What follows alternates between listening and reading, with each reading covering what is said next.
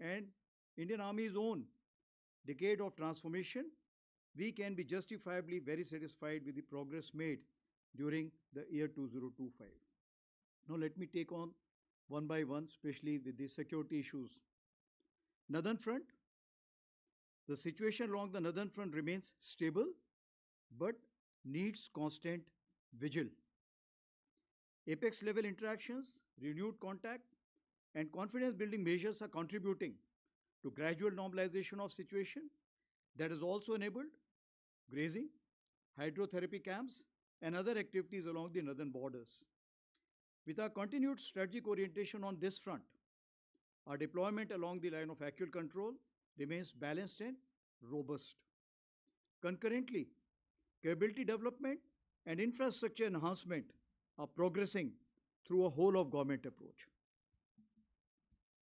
As regards the Western Front, following the Pahalgam terror attack, a clear decision to respond decisively was taken at the highest level. Op Sindoor was conceptualized and executed with precision. Through 22 minutes of initiation on 7th May and an orchestration that lasted 88 hours up to 10th May, the operation reset strategic assumptions by striking deep, dismantling terror infrastructure, and puncturing the long standing nuclear rhetoric. The Army successfully destroyed 7 out of the 9 targets and thereafter played a pivotal role in ensuring calibrated response to Pak actions.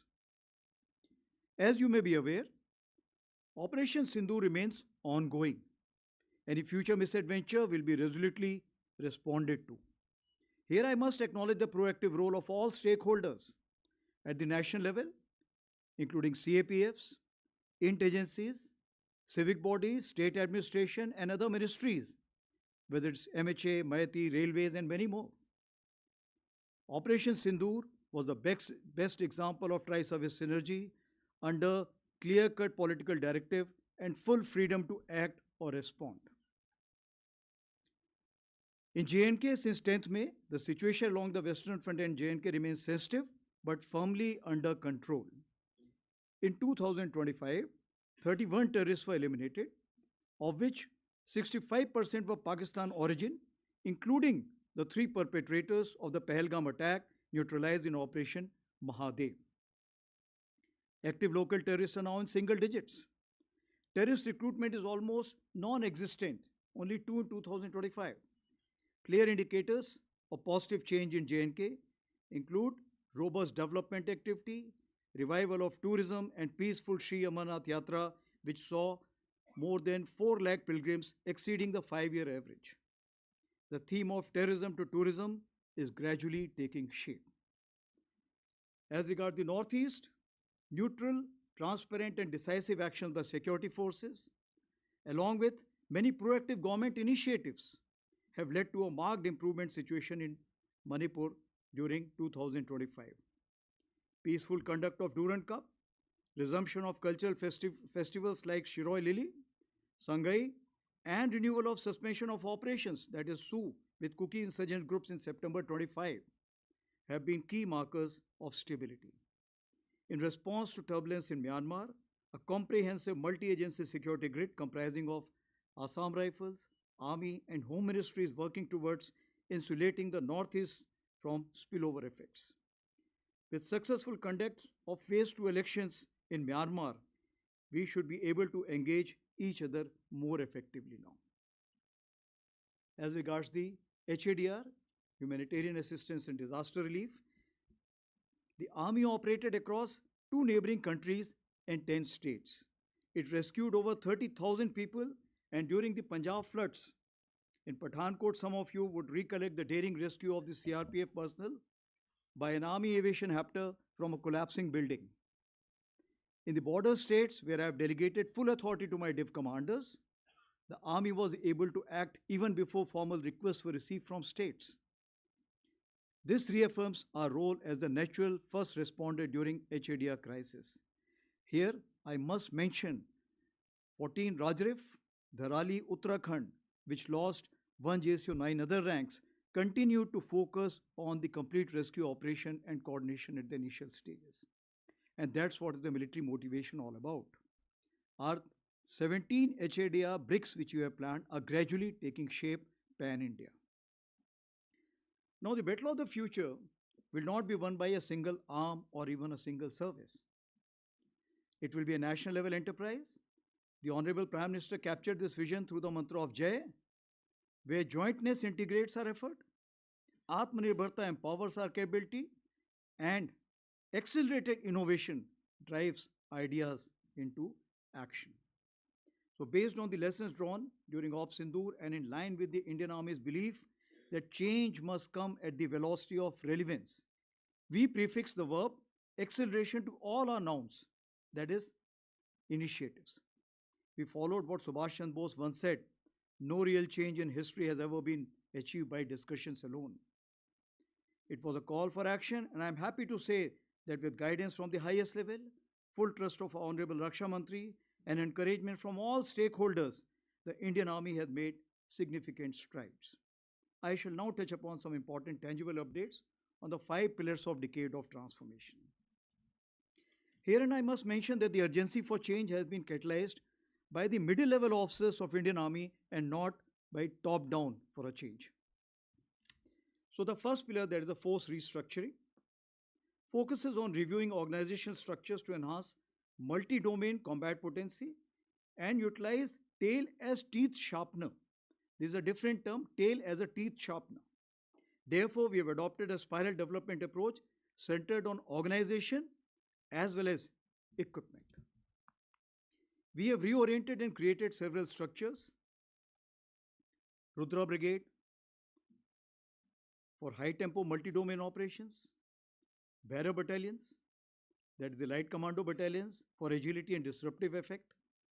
Similarly, Shaktivan regiments and Divyastra batteries for artillery will use US and counter US for extended reach and real time targeting. Ashni platoons of infantry platoons and some other organizations which are on the design board as of now will enhance precision, surveillance, and strike options at the tactical as well as operational level. All of this will enhance our cumulative combat effectiveness. A large number of government sanctioned letters for organizational change have been approved over the past 14 to 15 months, numbering approximately 31, including that of the path breaking IBGization of a corps and raising of an aviation brigades. The TA recruitment also, as you're aware, physically commenced after a gap of 5 years in year 2025. Moving on to pillar number 2, modernization and technological infusion remains a continuous and dynamic endeavor. Our modernization priorities focus on improving mobility and protection, strengthening network-enabled operations, enhancing communication system, deploying terrain-specific EW system, inducting new generation munitions, and expanding US and counter-US capabilities. Our immediate focus is on innovative kitting of legacy equipment or the platforms. The next phase involves developing new systems and finally culminating in network-enabled multi-domain operations. Advanced EW system, BrahMos, extended range, Pinaka, ELGR system, Pralay missiles, QRSAM with extended range, lot munitions, drones, UCAVs are some game-changing equipment in the pipeline. As for the emergency procurement 1 to 6, a concern, they have sharply reduced acquisition timelines and created opportunities for Indian industries. The funding has increased substantially, especially for EP6. For the first time, even the corps commanders have been empowered with emergency procurement powers. The modernization of logistics has included induction of logistic drones and robotic mules in large numbers. Now, this induction is not enough. This time in the central sector itself, approximately 10 tons have been ferried by these logistic drones. Our army-based workshop, which played a key role during Operation Sindoor, have been reoriented from being repair facilities to research and development come production-oriented hubs. Atmanirbharta in ammunition, we are proud to say that 159 out of 175 ammunition categories Indian Army holds have been fully indigenized, that is over 90%. Technology infusion, as my predecessor General Manoj Pandey had emphasized, Technology infusion is central to addressing future security challenges. And based on that, the year of 24 and 25 were also declared as the year of technology absorption. We have aligned ourselves with all major national technology missions, including 6G and the National Quantum Mission. A dedicated quantum lab has been established in MCT Mau. In August 25, we launched the Agni Shodh initiative with IIT Madras to harmonize research and development pathways tailored to our operational needs. AI incubation cell is working well at Bangalore in Bell premises. We have introduced India's first sovereign agentic AI in box, a major step towards national vision of self-reliant, battlefield-ready AI. In November 25, under the MOD initiative of Aditi, Raksha Mantri ji launched Indian Army's next generation unified AI platform Ekam AI as a secure mission grade AI as a service ecosystem. We will now upgrade fine tuned LLM to sovereign LLM for the same. That will remove all the biases which generally creep into the system. It will help us in effective integration of the battlefield surveillance system, ACCCS Shakti, as well as CIDSS. The secure Samba mobile phone has proven highly effective, including during Ops Sindoor, and phase 2 will enhance features is already underway. Now, continuing our drive towards a technology-enabled army, 2026 and 27 have been declared as the years of networking and data centricity. I say again, years of networking and data centricity. We understand that is in this age of acceleration, only one focus may not be adequate for the year. So all my PSOs will concurrently focus on one activity related to their domain of expertise. For example, year of habitat and military nutrition, year of innovation, touching lives, and of course, modern infra introduction. Moving ahead to the third pillar, that is system, process, and functions. We continue to refine organizational mechanisms to adopt best practices, improve efficiency, enhance outcomes, and gradually reorient manpower. Our warfighting doctrines are being updated to fine tune multi domain operations. Basically, the ability to fully succeed in all four quadrants. As you understand, all four quadrants of warfare include from non contact, non kinetic to contact kinetic.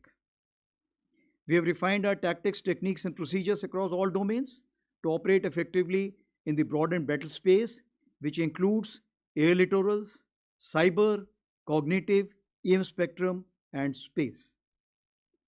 As highlighted last year, we initiated the study on delayering of headquarters to achieve faster decision making.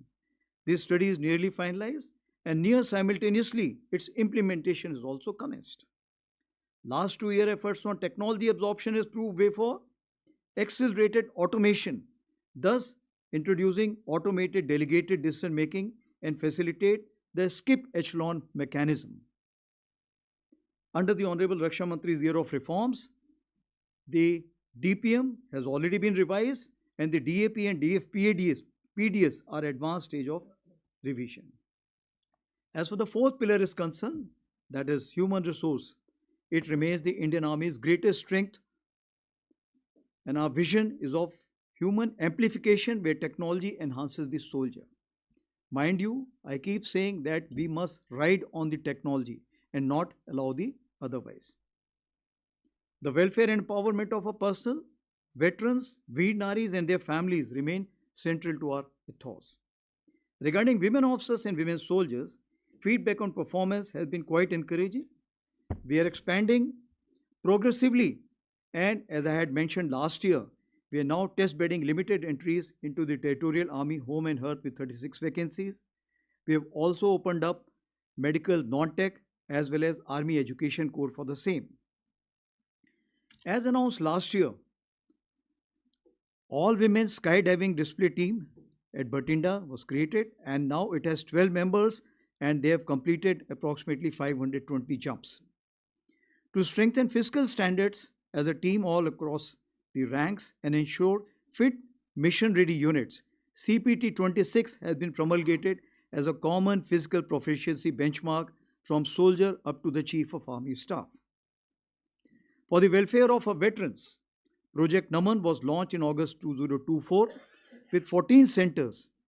It's a single window for all requirements which a veteran may have. It has from 50 it has expanded to 100, and the 100th one will be inaugurated while at Jaipur by the Raksha Mantri ji during the occasion of the Army Day parade. It's a great example of whole of nation approach, partnership with Spursh, Maiti, and private banks, HDFC Bank, Axis Bank. I would also like to thank the 9 banks who have supported our initiative of providing rupees 1 crore accident insurance to our soldiers and veterans, of course, with various preconditions. As regards veterans, all army commanders have personally reached out to all the governors and the chief ministers of various states for the convergence on veterans' welfare and their role in nation building. Veteran Achiever Awards has got a traction where we are already going to achieve 150 at the time of Army Day parade. As for the jointness integration is concerned, the fifth pillar, Operation Sindhu was a powerful demonstration of coordinated joint service planning and execution. The mandate for jointness and integration has been clearly defined at the highest level. As you are aware, we are progressing towards integrated structures in form of theatre commands. This is a deliberate, consultative, and well synchronized process to which the Indian Army is fully committed from day one. Now, to expand the arc of jointness, multi domain synchronization, accordingly, the Army has expanded its arc of jointness to deepen cooperation with CAPFs and multiple ministries. Communication support has been extended to forward CAPF units, about 40 BSF and ITBP units, integrated into the Army's network for spectrum, that is NFS. We are examining common chains for ammunition, health, services, and supply systems. As for effective multi-domain operations execution, deeper civil-military industry collaboration will be essential. We have conducted convergence capsule at 28 locations along the border states, especially 8 border states where over 700 attendees from the civil side have been there. Even the Higher Command course, which is a classified course, has been opened up for 2 weeks this year for 40 participants from the policy, academia, as well as the industry. Now, in capability building development, the academia industry military troika remains central. The Army has shed traditional inhibitions and continues to reach out, sharing concepts, sending officers on deputation, and opening ranges and testing facilities to the industry. We do encourage veterans to act as a bridge between services and industry as well as academia. We are supporting the funding startups and have started the Army internship program across 8 verticals. We are happy to note that over 50,000 applications were received for 50 vacancies for the period of Jan to June 2026. And aligned with India's foreign policy vision of Vishwabandhu and Vishwamitra, the Indian Army has firmly established itself as a proactive instrument of military diplomacy. We remain a leading contributor to UN peacekeeping with over 4,000 personnel, including more than 100 women peacekeepers deployed across 9 out of 13 missions. Our recent engagements include 3 high-impact president-setting events. The first ever conference on women peacekeepers, Women in Peacekeeping, a Global South Perspective. This was a conclave of Global South held in Feb 2025. The United Nations Women Military Officers Course and Military Medicon with 42 officers from 15 countries in August. And the first ever United Nations Troop Contributing Countries Chiefs Conclave, which brought together senior military leadership from 32 troop contributing nations. Now, these initiatives reinforce India's trusted role in global peace and stability.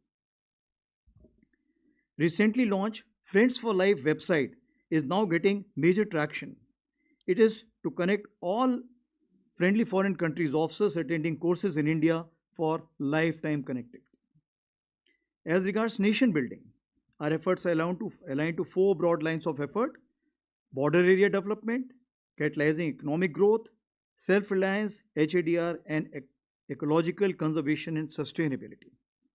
These initiatives leverage the Army's outreach, presence, and organizational strength to advance national priorities. Now, guided by the philosophy of Prakriti Sang Sena, Suraksha Bhi, Sarakshan Bhi, the Army has undertaken major ecological and sustainability initiatives. Our 10 ecological task force battalions have planted 10 crore saplings. For better coordination, in October 2025, Ministry of Environment and Forest has nominated Major General rank officers as wildlife wardens in each of these states. We are very closely involved in two conservation efforts, the Great Indian Bustard and the Snow Leopard. As regards sports, 88 international and 457 national medals have been won by Indian Army, which include the 18 boys and 2 girls sports company raised by Indian Army. So overall, as we concluded 2025, I feel that in 2026 we will be able to steadily progress towards a different Indian Army capable of thinking smart, seeing all, striking deep, moving fast, connecting domains, controlling or coordinating information, standing resilient, and most importantly, winning together with support from each of our countrymen. मैं देशवासियों को आश्वस्त करना चाहता हूं कि भारतीय सेना हर परिस्थिति में सक्षम, सजग और संकल्पबद्ध है, जो हर चुनौती का सामना पूर्ण तैयारी, अनुशासन और आत्मविश्वास के साथ करने के लिए सदैव तत्पर है. राष्ट्र की सुरक्षा हमारी सर्वोच्च प्राथमिकता है. थैंक यू एंड जय हिंद. नाउ मैं open two questions please. We will now commence the question and answer session. In order to give the maximum opportunities, as I explained earlier, we will be taking on 3 questions at one time, and I request whomsoever I nominate to please give out their name and the organization that they belong to, and then ask a brief and topical question. All right, as we have always been doing, we will start with the agencies. Okay. We have 3. What else is there? Yeah, 4. Yeah, 130.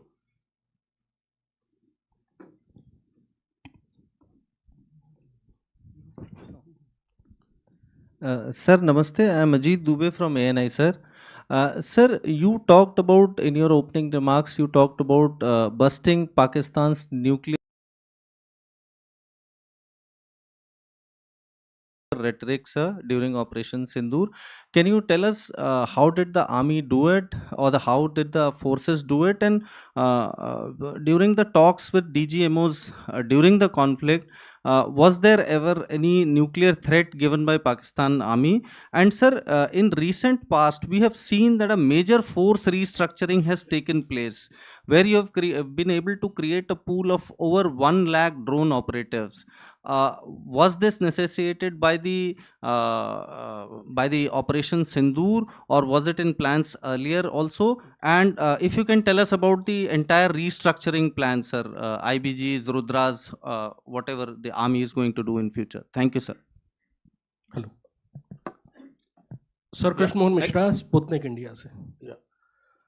Sir, operation सिंदूर में artificial intelligence का कितना इस्तेमाल हुआ, कितनी ज़रूरत समझी गई, और ख़ास तौर पर ऑपरेशन सिंदूर के बाद सेना ने आर्टिफिशियल इंटेलिजेंस का क्या क्या उसमें आगे बढ़ी है उसकी तैयारी में, और क्या भविष्य की तैयारी है, क्या भविष्य के कार्यक्रम है?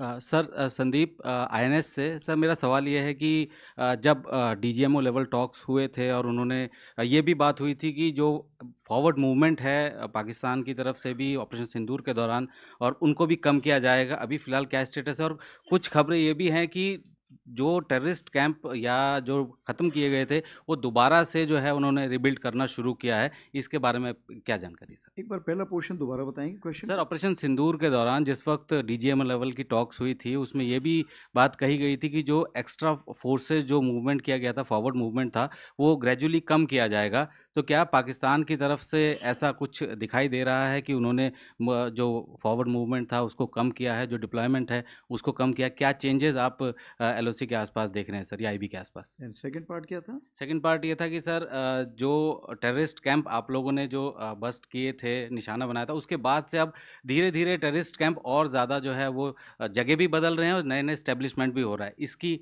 क्या जानकारी है सर? तो पहला मैं आपसे ही जवाब शुरू करता हूँ। जहाँ तक सवाल है कि ऑपरेशन सिंदूर के टाइम जो फॉरवर्ड मूवमेंट हुए थे, forward movement over a period of time हमारे डीजीएमओ एग्रीमेंट के बेसिस पे इसको हमने कम करना शुरू किया था और इसको हमने वक्त दिया था कि तकरीबन हम इसको मई के आखिरी तक इसको हम पूरा करने की कोशिश करेंगे और बीच बीच में डीजीएमओ टॉक्स होती रहती थी दोनों तरफ रीएश्योरेंस करने के लिए, ताकि कोई मिस इन्फॉर्मेशन ना रह जाए, और वो रीएश्योरेंस के मद्देनज़र हमने इसमें कार्रवाई की थी दोनों तरफ से। जैसे आपको पता है कि हम लोगों ने काफ़ी मोबिलाइजेशन किया था, काफ़ी हद तक मोबिलाइजेशन किया था, वो क्लासिफाइड है लेकिन काफ़ी किया था, तो उस मोबिलाइजेशन को धीरे धीरे हमने सही जगहों पे पहुंचाया हुआ है। जहाँ तक हमारे आइज़ एंड ईयर्स के सवाल हैं, चूँकि ऑप सिंदूर ऑन है इसलिए वो आइज़ एंड ईयर्स वो खुले रहेंगे। इसके तहत जो कुछ हमें कार्रवाई करनी है वो हमने आगे कर रखी है। जहाँ तक दूसरा आपका सवाल है कि टेररिस्ट कैंप के क्या हालात हैं, तो टेररिस्ट कैंप के हालात का मैं ये बताना चाहूँगा कि जितनी खबर हमारे पास है, तकरीबन 8 कैंप्स अभी भी हमारे ऐसे नॉलेज में हैं जो कि एक्टिव हैं, जिसमें से 2 तकरीबन आईबी के अपोजिट हैं और 6 एलसी के अपोजिट हैं। और इन कैंप्स में तकरीबन अभी भी हम समझते हैं कि किसी प्रकार की प्रेजेंस या ट्रेनिंग है, तो इसलिए हम उसके नज़र रखे हुए हैं, उसकी खबर कोशिश करते हैं हासिल करने की, और अगर कोई ऐसे दोबारा हरकत हुई तो हम ज़रूर उसको, जो हमारा इरादा है, हम उसको ज़रूर अंजाम देंगे। दूसरा सवाल था आर्टिफिशियल इंटेलिजेंस के ऊपर। आर्टिफिशियल इंटेलिजेंस के ऊपर सबसे मैं पहले ये बताना चाहूँगा कि आर्टिफिशियल इंटेलिजेंस कोई ऐसी चीज़ नहीं है जो कि आज शुरू हुई है। ये आर्टिफिशियल इंटेलिजेंस हमारे साथ हमेशा रही है, चलती रही है, इसके मायने बदलते रहे हैं, इसके दायरे बदलते रहे हैं। तो जहाँ तक सवाल है कि इसको हमने कैसे यूज़ में लाया, इस्तेमाल किया, तो सबसे पहली बात करेंगे प्रेडिक्टिव एनालिसिस। जैसे आपको पता होता है कि हमें दुश्मन कहाँ पर जाएगा, कहाँ पर बैठेगा, इन चीज़ों के बारे में पहले से ही ज्ञान होता है और पहले जो एक पैटर्न बना होता है, तो ऐसी जगहों पे हमारे पास कुछ सिस्टम्स होते हैं जिसके बेसिस पे हम उसको मॉनिटर कर सकते हैं, और जो हमारी वार्निंग लाइंस होती हैं उस लाइंस को हम उसके हिसाब से एक्टिवेट कर सकते हैं। उसी प्रकार से अगर देखा जाए तो हमारा किल चेन जो है, जिसको हम बोलते हैं, किल चेन के लिए ज़रूरी है कि सेंसर टू शूटर जो कनेक्शन है वो अच्छा होना चाहिए, इफेक्टिव होना चाहिए और टाइमली होना चाहिए। इस किल चेन को हमने काफ़ी इस बार इस्तेमाल में लाए और वो काफ़ी इफेक्टिव होने के कारण हम सही जगह पर टारगेट को एड्रेस कर पाए। अब आगे आने वाले दिनों में आप क्या इसको चाहते हैं, आर्टिफिशियल इंटेलिजेंस हमें हर जगह चाहिए, चाहे फोर्स विजुअलाइजेशन है, चाहे एप्लीकेशन है, चाहे प्रिजर्वेशन है। उदाहरण के तौर पे मैं आपको बताऊंगा, जैसे एयर लिटोरल की हम बात करते हैं, इसमें हम देखते हैं कि बहुत ही ज़्यादा ड्रोन्स इस्तेमाल होंगे और बहुत ज़्यादा फ्लाइंग इक्विपमेंट इस्तेमाल होगा। तकरीबन 97% जो स्पेस है वो आर्मी के इक्विपमेंट से भरी रहती है। उसके लिए हमने कुछ कोशिश की है, सक्षम का हमने अभी एक कार्रवाई की है जिसके लिए ऑलरेडी काफ़ी एडवांस स्टेज में है, जो एक ऐसा सॉफ्टवेयर बनाएंगे जो हमारे वहाँ पे फ्लाइंग इक्विपमेंट को मैनेजमेंट सिस्टम हमें प्रोवाइड करेगा। उसी प्रकार से आप देख लीजिए CICG, कुछ हमारे पास ऐसे सिस्टम हैं जो कि हमारे लॉजिस्टिक्स मेंटेनेंस के लिए हैं, वो सिस्टम्स भी इसी प्रकार की कार्रवाई करेंगे। और ये ऐसे सिस्टम हैं, चूँकि ये सिस्टम आगे बढ़ के तीनों सर्विसेज के सिस्टम्स को अपने साथ मिलाएंगे, तो इसमें आर्टिफिशियल इंटेलिजेंस का होना बहुत ज़रूरी है। तो कहने का ये मतलब है आर्टिफिशियल इंटेलिजेंस आगे आने वाले दिनों में बहुत ज़्यादा बढ़ती जाएगी और किसी भी फील्ड में आप देखेंगे तो इसका महत्व बढ़ता जाएगा। तीसरा सवाल जो पूछा है अजीत जी ने, उन्होंने पूछा है कि न्यूक्लियर रेटोरिक का क्या मतलब है और फोर्स स्ट्रक्चर। तो फोर्स स्ट्रक्चर तो एक सब्जेक्ट ही अपने आप में है, तो मैं उसके बारे में आके बाद में बात करता हूँ। जहाँ तक न्यूक्लियर रेटोरिक का चीज़ है, मैं ये कहना चाहूँगा कि DGMO टॉक्स में न्यूक्लियर के ऊपर कोई भी बात नहीं हुई थी, और जो न्यूक्लियर रेटोरिक जो भी दी जा रही थी वो पॉलिटिशियन द्वारा दी जा रही थी या लोकल पब्लिक द्वारा दी जा रही थी पाकिस्तान में। मुझे ऐसा कोई अंदाज़ नहीं है कि मिलिट्री की तरफ से ये कोई ऐसी चीज़ आई थी। जब हम बोलते हैं कि इसमें हमारा रोल क्या था, जब हम बात करते हैं, पहले बोला जाता था कि कन्वेंशनल ऑपरेशंस के लिए जो स्पेस है वो कम होती जा रही और सब कन्वेंशनल से डायरेक्टली हम सीधे न्यूक्लियर डोमेन में जाएंगे। परंतु इस बार जो हमने कार्रवाई की, आपको पता है कि जम्मू कश्मीर में स्पेशली जिस तरह की फायरिंग हुई थी और जिस तरह से हमने उनको एड्रेस किया और तकरीबन हमने उनके 100 लोगों को जो ख़त्म किया, वो सब कार्रवाई जो हुई थी वो इसीलिए हुई थी क्योंकि हमने कन्वेंशनल स्पेस को बढ़ाया। और उस 88 आवर्स में आपने देखा कि कन्वेंशनल स्पेस को बढ़ाने के लिए आर्मी का जो मोबिलाइजेशन था वो इस प्रकार से था कि कोई भी ऐसी गलती अगर पाकिस्तान ने की जिसमें कि हमें मजबूर होना पड़ा, ग्राउंड ऑपरेशन शुरू होने के लिए हमने पूरी तैयारी कर रखी थी। तो मैं यही कहना चाहूँगा कि जहाँ तक न्यूक्लियर रिटॉरिक का सवाल था, डीजीएमओ लेवल पे कोई ऐसी बात नहीं हुई थी और कन्वेंशनल स्पेस को हमने बहुत ज़्यादा बढ़ाया था। को एलिमिनेट किया वो पाकिस्तान आर्मी के जो जी, आप सही बोल रहे हैं। मैंने इसके बारे में पहले भी बात की है कि तकरीबन उन्होंने गलती से, एक बार मुझे याद है 13 या 14 अगस्त के आसपास उन्होंने गलती से 150 लोगों की लिस्ट निकाली थी और जिसको हमने एनालाइज़ किया, बाद में उन्होंने उसको वापस पुल आउट कर लिया था। उसमें 100 लोग जो तकरीबन हमारे अंदाज से थे, वो तकरीबन लाइन ऑफ कंट्रोल में जो फायरिंग हुई थी या IB-JN के सेक्टर में जो फायरिंग हुई थी, उससे ख़त्म हुए। जहाँ तक आपने फोर्स स्ट्रक्चर की बात की, फोर्स स्ट्रक्चर में मैं सिर्फ आपको यही बताना चाहूँगा कि ड्रोन पहले भी अहम रोल प्ले कर रहा था, लेकिन ऑप सिंदूर के बाद इस चीज़ को पूरा एक मेजर एक्सेलरेशन मिला। क्या हम इस ऑर्गेनाइजेशंस को पहले देख रहे थे? हाँ, हम इस ऑर्गेनाइजेशंस को पहले देख रहे थे। इनको हमने काफ़ी कुछ तक वैलिडेशन किया था, इसको डेजर्ट टेरेन में किया था, हाई एल्टीट्यूड टेरेन में किया था, तो वैलिडेशन चल रहा था। लेकिन चूंकि ऑप सिंदूर ऑन है, इसलिए हमें इसको जल्दबाजी में और जल्द से जल्द हमने इसको कमीशन करना पड़ा, इसको हमने एक शेप देना पड़ा।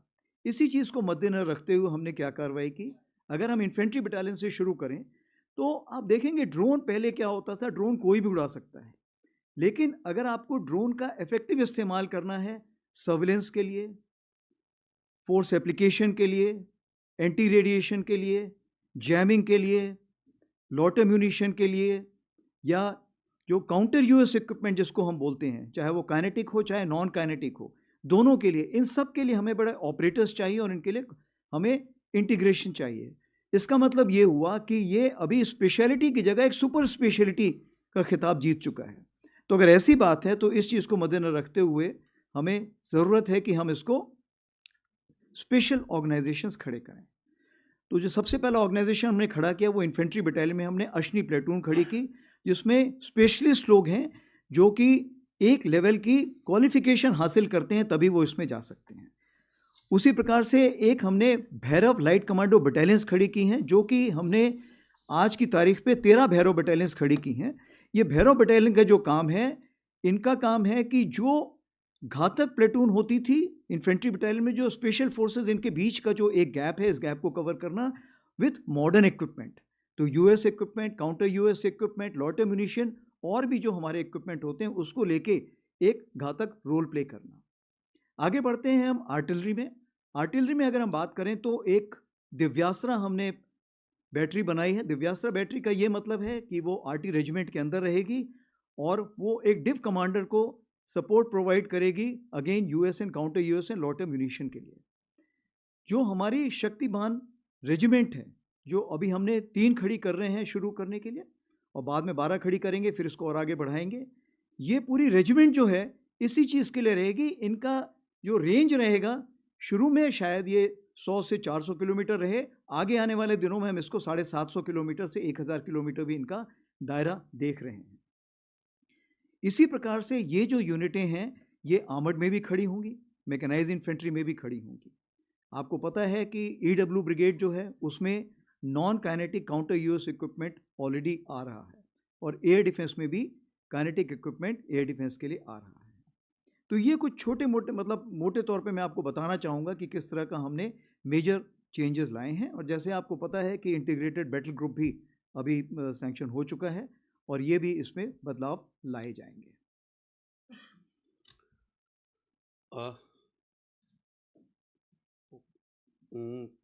All right, 117, 35 and 85. Namaste, sir. I am Rajesh Roy from American News Agency, the Associated Press.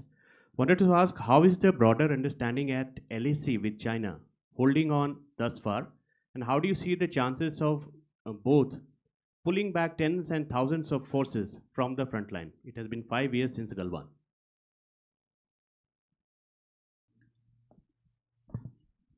Sir, मैं पूनम पांडे हूँ, नव भारत टाइम्स से। ऑपरेशन सिंदूर के बारे में आपने कहा कि वो जारी है, तो जो पहला फेज़ था ऑपरेशन सिंदूर का, उसका कितना असर हुआ? क्योंकि आपने खुद बताया कि अभी भी टेरर कैंप दोनों तरफ हैं, आईबी पे भी और एलओसी पे भी, तो और उनके आतंकवादी लगातार घुसपैठ की कोशिश कर रहे हैं। तो ऑपरेशन सिंदूर का कितना असर पाकिस्तान पर हुआ कि वो ऐसी कार्रवाई ना करे? क्योंकि ड्रोन भी हम देख रहे हैं कि लगातार आ रहे हैं। आपने कॉग्निटिव वॉरफेयर का जिक्र किया सर, और आपने कई बार ये बोला है कि जो उस समय नैरेटिव की वॉर चल रही थी वो काफ़ी अहम थी। तो अभी इंडियन आर्मी कॉग्निटिव वॉरफेयर के लिए क्या कर रही है? क्योंकि हम लगातार देख रहे हैं कि आपके फेक वीडियोस भी आपकी स्पीच खत्म होने के आधे घंटे बाद आ जाते हैं। क्या स्पेशल ट्रेनिंग हो रही है? क्या स्पेशल टीम बनाई जा रही है जो इससे लड़ सके?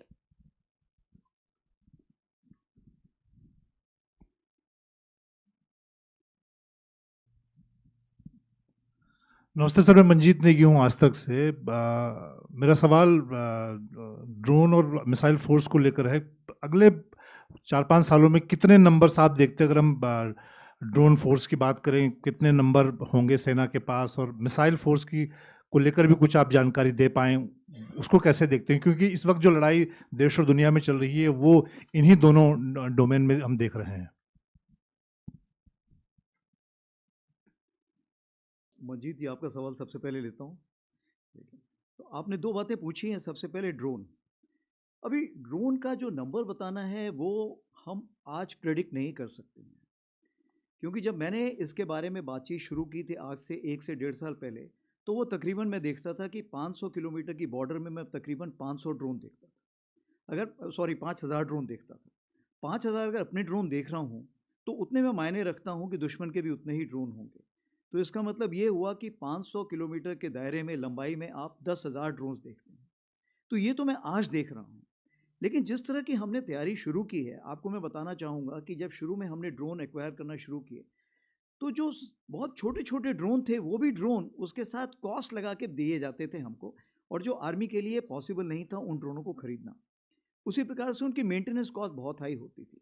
तो सबसे पहले आर्मी ने ये डिसाइड किया कि जितने ज़्यादा ड्रोन हैं हम बना सकते हैं उतने ड्रोन बनाएंगे। और आज मैं आपको ये बताना चाहूँगा कि अगर एक हम कमांड की बात करें तो हर कमांड के पास तकरीबन 5,000 ड्रोन बनाने की काबिलियत है या वो बना चुका है। और ये ड्रोन ऐसे नहीं है कि ये छोटे वाले ड्रोन हैं।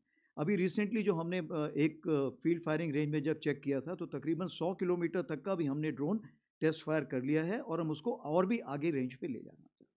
तो मैं आपको ये बताना चाहता हूँ कि with in the army only हमने आत्मनिर्भरता का बीड़ा उठाया हुआ है। वो क्यों? ताकि जो इंडस्ट्रीज़ हैं वो हमारा बेंचमार्क समझें और समझें कि हम कितना एडवांस कर चुके हैं। इसमें आपको ध्यान देना चाहिए कि जो हमने ईयर ऑफ टेक्नोलॉजी एब्जॉर्प्शन किया था, तब हमने 3 चीज़ की थी। हमने लीडर्स जो टेक्नोलॉजी को समझते हैं, हमने टेक्नो कमांडर्स बनाए थे और टेक्नो वॉरियर्स बनाए थे। तो इसलिए इस टेक्नोलॉजी को एब्जॉर्ब करने में हमें कोई ज़्यादा वक्त नहीं लगा। अब आगे आने वाले दिनों में मैं यही कहना चाहूँगा कि ये नंबर जो मैंने 10,000 बताया है, ये शायद 20,000 भी जा सकता है और ये लाख भी जा सकता है। ये डिपेंड करता है कि आप कितनी जल्दी इसको वहाँ पे लाना चाहेंगे। और ये जो लड़ाई है ये 4 दिन की चलेगी ऑप सिंदूर जैसे, या 4 साल की चलेगी यूक्रेन रशिया वॉर जैसे। तो जैसे ही लड़ाई जितनी चलती जाएगी हमारे पास इतनी काबिलियत होनी चाहिए कि हम उतने ड्रोन बना सकें। ये बात है। जहाँ तक दूसरा आपने सवाल जो पूछा था, दूसरा सवाल आपका था मिसाइल फोर्स के बारे में। तो क्या मिसाइल फोर्स की हमें ज़रूरत है? जवाब है हाँ। आज आप देखेंगे रॉकेट और मिसाइल दोनों एक दूसरे में शामिल हो गए हैं, क्योंकि अगर हमें इम्पैक्ट में पहुंचाना है तो रॉकेट भी पहुंचा सकता है, मिसाइल भी पहुंचा सकता है। इसीलिए हमसे अगर आप पूछिए तो हम रॉकेट मिसाइल फोर्स की तरफ देख रहे हैं, क्योंकि पाकिस्तान ने, जैसे आपको पता है, उसने रॉकेट फोर्स एक आर्मी के तहत खड़ी की हुई है। आपको पता है कि चाइना ने भी ऐसी फोर्स खड़ी की हुई है। तो ये समय की मांग है कि हमें ऐसी फोर्स खड़ी करनी पड़ेगी। उस चीज़ को मद्देनजर रखते हुए, जैसे हमारा पिनाका है जिसको 120 किलोमीटर की रेंज में चेक किया गया है, हमने ऑलरेडी कुछ कॉन्ट्रैक्ट साइन किए हुए हैं रॉकेट के जो 150 हैं, जिसको हम बाद में 300 450 किलोमीटर की भी रेंज पे भी देखेंगे। उसी प्रकार से आपने प्रलय के बारे में अभी सुना होगा, क्या कार्रवाई हो ही रही है। ब्रह्मोस तो आपको पता ही है। कुछ और भी ऐसे सैंक्शंस हमारे पास हैं जिसको हम आगे लेके जाएंगे। तो मैं यही आपको सारांश में बताना चाहूँगा कि ये समय की ज़रूरत है और इसको हम जितनी जल्दी इसको ऑर्गेनाइज करें उतना हमें इफेक्टिवनेस लाने में फ़ायदा होगा। अब हम बात करते हैं पूनम जी की। पूनम जी ने पूछा है कि ऑप सिंदूर में पाकिस्तान के ऊपर कितना इफेक्ट पड़ा है और ड्रोन जो दिखाए दिए हैं उसके बारे में क्या कहना है।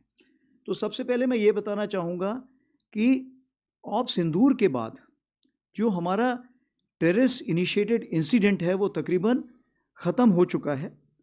मैंने आपको जैसे बताया कि उसी प्रकार से जो एक्टिविटीज़ हैं वो बहुत कम हो चुकी हैं। इसका मतलब ये नहीं है कि हमने J&K में कोई किसी प्रकार की कमी पेशी की है या कोई हमने किसी प्रकार की फ़ौज को वहाँ से निकाला है। हमने उतना ही दबाव बना के रखा हुआ है। जैसे मैंने आपको बताया कि क्या बाहर के जो कैंप्स हैं, जो वेस्ट साइड कैंप्स हैं, जिसके बारे में मैंने अभी बताया कि 8 कैंप्स अभी भी वहाँ पे एक्टिव हैं हमारी नॉलेज में और उस पर अभी भी लोग बैठे हुए हैं। कितने बैठे हैं ये अलग अलग इसके सोच विचार हैं, बट हमारी तरफ से अगर देखा जाए तो तकरीबन 100 से 150 लोग हो सकता है वहाँ पर बैठे हों। जहाँ तक पॉलिटिकल रिटोरिक है या जहाँ तक जो हुर्रियत जो उस साइड है, पाकिस्तान है, क्या वो पूरी तैयारी कर रही है? मेरे हिसाब से पूरी तैयारी कर रही है। क्या पाकिस्तान उन लोगों को शह दे रहा है जो इस चीज़ को, रेडिकलाइजेशन को और लोगों को मोटिवेट करते हैं यहाँ पे आने के लिए? हाँ, वो कार्रवाई चल रही है। फंडिंग जो है, फंडिंग चूंकि अभी उसके तरीके बदल गए हैं तो तुरंत हो सकता है मैं उसका जवाब ना दे पाऊँ। जहाँ तक हमारी अलर्टनेस है, लाइन ऑफ कंट्रोल में अलर्टनेस पूरी है क्योंकि ऑपरेशन सिंदूर ऑन। जहाँ तक ड्रोन का सवाल है, ड्रोन ये आपको देखना ये कौन सा वक्त है। ये वक्त जो है हमारा 15 जनवरी और 26 जनवरी के काफ़ी पास का वक्त है। इस वक्त जो होता है आप देखेंगे कि पाकिस्तान थोड़ा सा एक खौफ में रहता है कि कोई ऐसी कार्रवाई ना हो। तो ये जो ड्रोन्स अभी हमने देखे हैं ये बहुत छोटे ड्रोन्स हैं, ये लाइट ऑन करके आते हैं, ये बहुत हाइट पे नहीं जाते हैं और ये बहुत ही कम देखे गए हैं। जैसे 10 के आसपास तकरीबन 6 से 7 देखे गए थे, 11 और 12 तारीख को 2 से 3 देखे गए हैं। तो ये जो ड्रोन थे ये मैं समझता हूँ कि डिफेंसिव ड्रोन थे, जो कि ये ऊपर आके देखना चाहते हैं कि हमारे अगेंस्ट कोई कार्रवाई तो नहीं हो रही। मैं ये मना नहीं कर रहा हूँ, हो सकता है कि वो ये भी देखना चाहें कि कोई कहीं गैप तो नहीं है, इंडियन आर्मी में कोई ढिलाई तो नहीं है, कोई गैप वो जहाँ से वो टेररिस्ट वहाँ से भेज सके। तो मेरे ख्याल से उनको उसका नेगेटिव जवाब भी मिला होगा, उन्होंने देखा होगा कि आज की तारीख पे कोई ऐसी जगह नहीं है, कोई ऐसे गैप्स नहीं जहाँ से वो भेज सकें।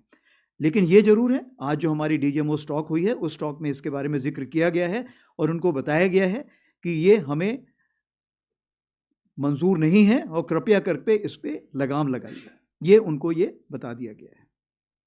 आपने दूसरा सवाल पूछा है जो एक सब्जेक्ट इन इटसेल्फ है कि narrative management system, narrative management system और कॉग्निटिव, ये कितनी ज़रूरत है और समय की मांग है।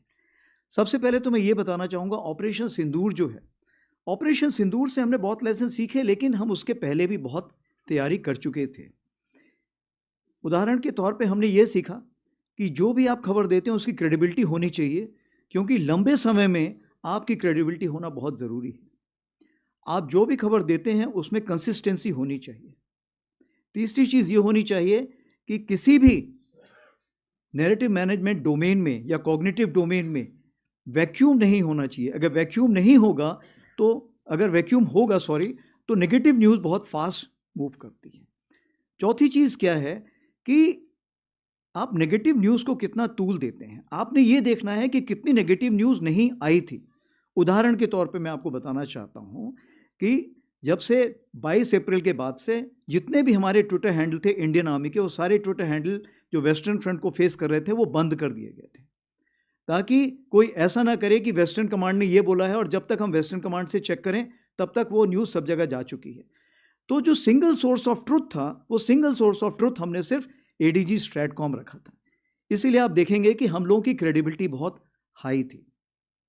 दूसरी चीज़ ये है, हमने इन्फो ऑप्स ग्रुप्स और इन्फो ऑप्स डेस्क बनाए हुए हैं जो कोर हेडक्वार्टर तक पहुंच चुके हैं, और ये जो है कार्रवाई करते हैं इस प्रकार की कि जहां भी कोई इन्फॉर्मेशन है वो सही जगह से सही वक्त पर पहुंचे। सबसे बड़ी बात आती है साइकोलॉजिकल डिफेंस की। साइकोलॉजिकल डिफेंस क्यों? मेरे पास आज की तारीख पे वेटरन्स को मिला के, उनके डिपेंडेंट्स को मिला के 1.3 करोड़ पॉपुलेशन है, यानी 1% पॉपुलेशन तो मेरे पास जिसको मुझे डायरेक्टली रीच करना है।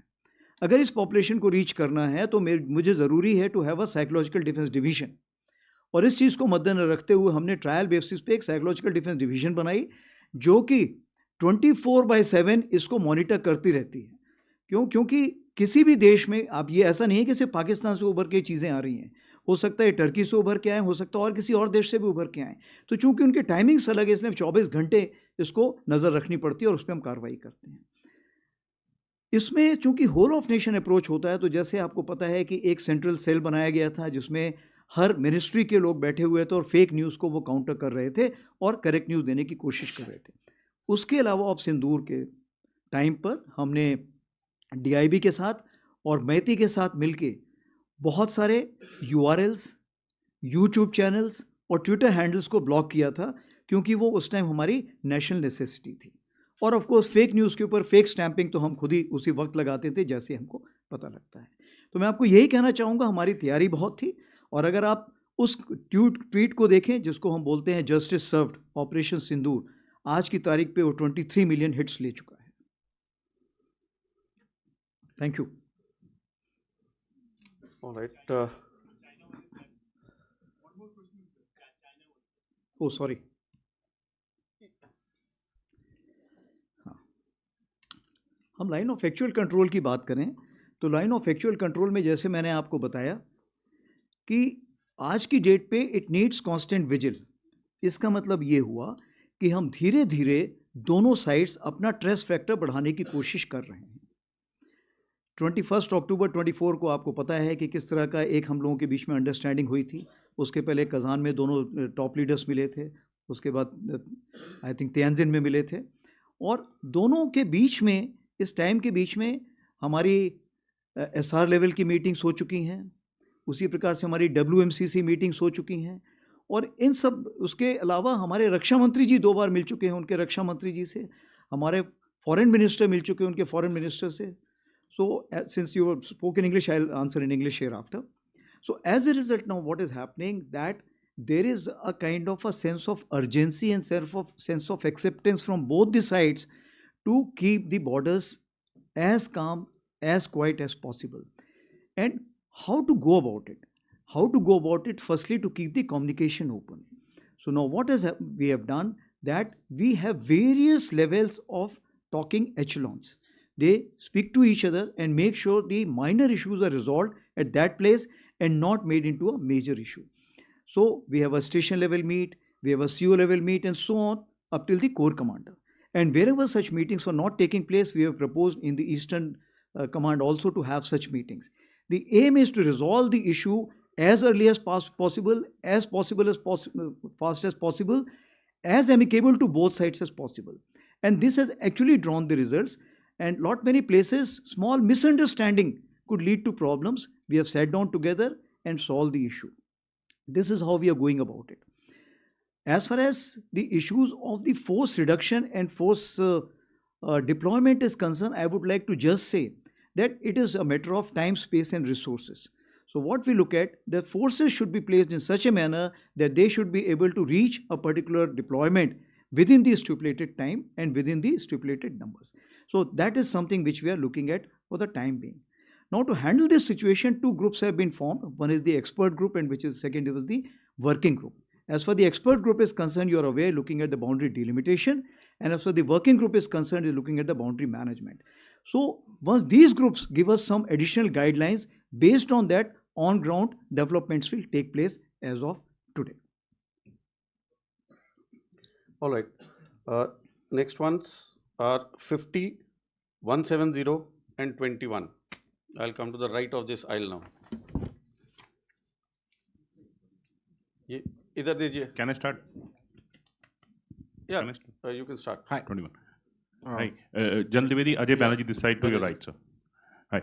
Sir, I speak 2 clarifications. One, you said the restructuring, you are creating some new organizations also. Sir, could you please specify what are these organizations?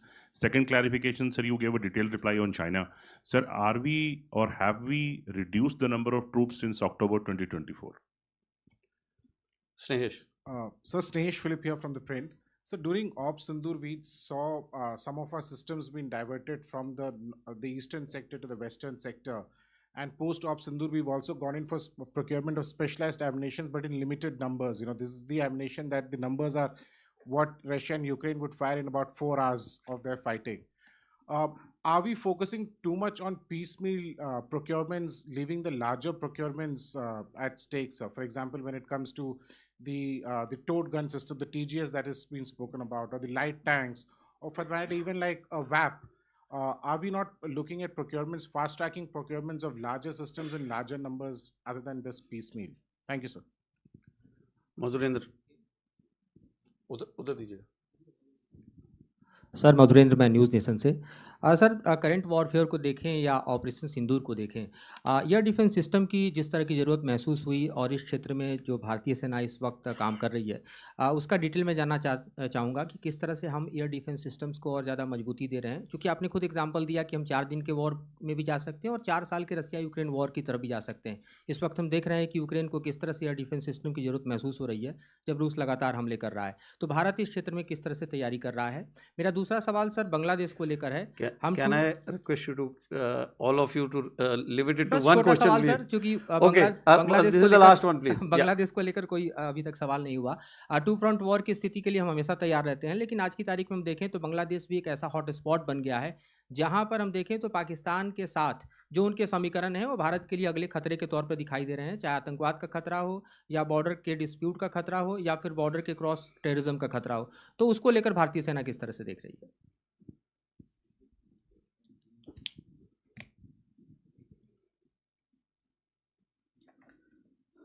So, Ajay ji asked about the new organizations.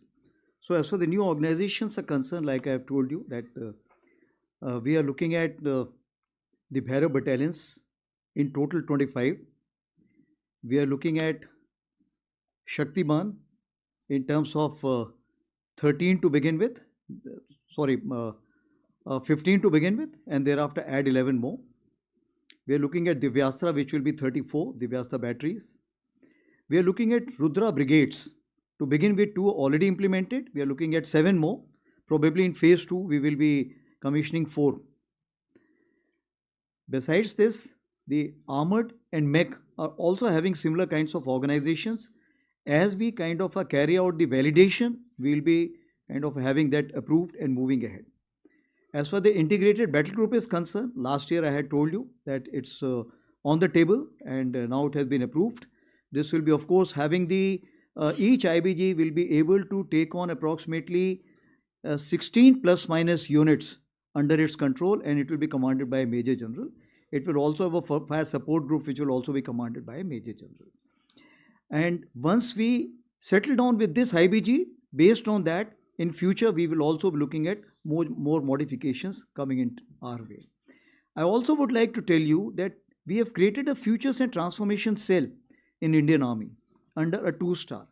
This has been created to handle all these new structures which is coming out, which is directly under the Chief of Army Staff Strat, so that the decision making is fastest. In later on situation also, we will be looking at, should we look at RTRAC, that the training command also to become a futures command. We are already having the series of presentations, and this may also become a futures command in itself. This is for the time being which we have carried out the major changes, and of course EW brigades and other issues, aviation brigades have already given out during the preamble. The second issue which I have asked is basically the troops relocation. The way I have explained that the deployment is a factor of TSR, that is the time, space and resources. So we always work on that factor. Based on that, some readjustments have been carried out. And this readjustment have been carried out to make sure that we should be able to timely apply the forces as per the operational requirement. Moving on to the next level. This is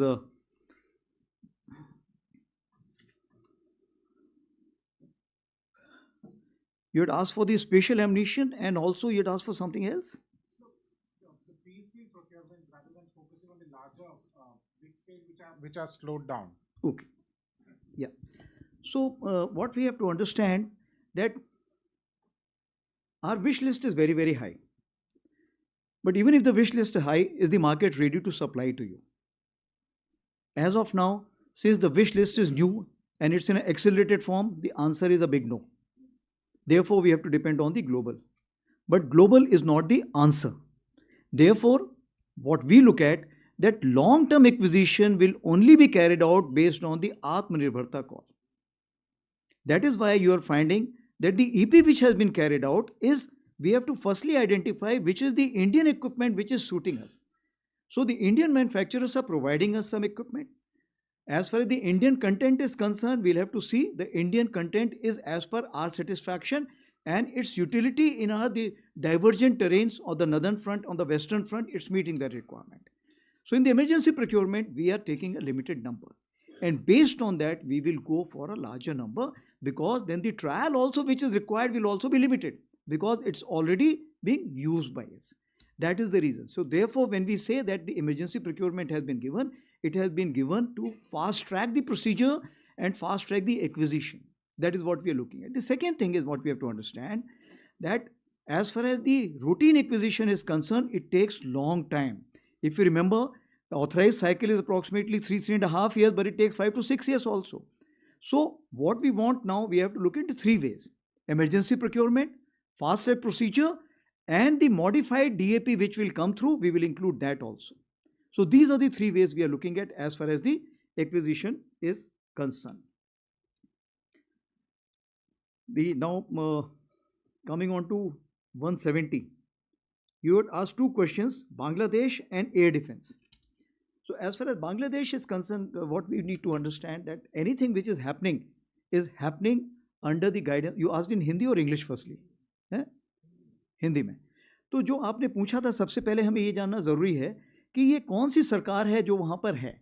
अगर वो interim सरकार है, तो क्या जो वो actions ले रहा है, क्या वो 4 या 5 साल के लिए हैं या 4 या 5 महीने के लिए हैं. तो उस चीज़ को मद्देनजर रखते हुए क्या हमें उसमें तुरंत रिएक्ट करने की ज़रूरत है या नहीं, ये हमें समझना चाहिए. सबसे बड़ी बात तो ये है. दूसरी बात ये है कि आज की तारीख पे तीनों सेनाओं ने अपने अपने चैनल्स पूरे खुले रखे हुए हैं. भारतीय सेना ने तो मल्टीपल चैनल्स ऑफ कम्युनिकेशन खुले रखे हुए हैं. जो उनके वहाँ पे चीफ हैं, उनके से मेरी रेगुलर बात होती रहती है. उसी प्रकार से हमारे बाकी चैनल से भी हमें एक दूसरे से बातचीत होती रहती है. आपको ये भी याद होगा कि हमने एक डेलीगेशन भी वहाँ भेजा था, जिसने वहाँ पे सबसे जाके मुलाकात की थी. उसी प्रकार से चीफ ऑफ नेवल स्टाफ ने बात की है, उसी प्रकार से चीफ ऑफ एयर स्टाफ ने बात की है.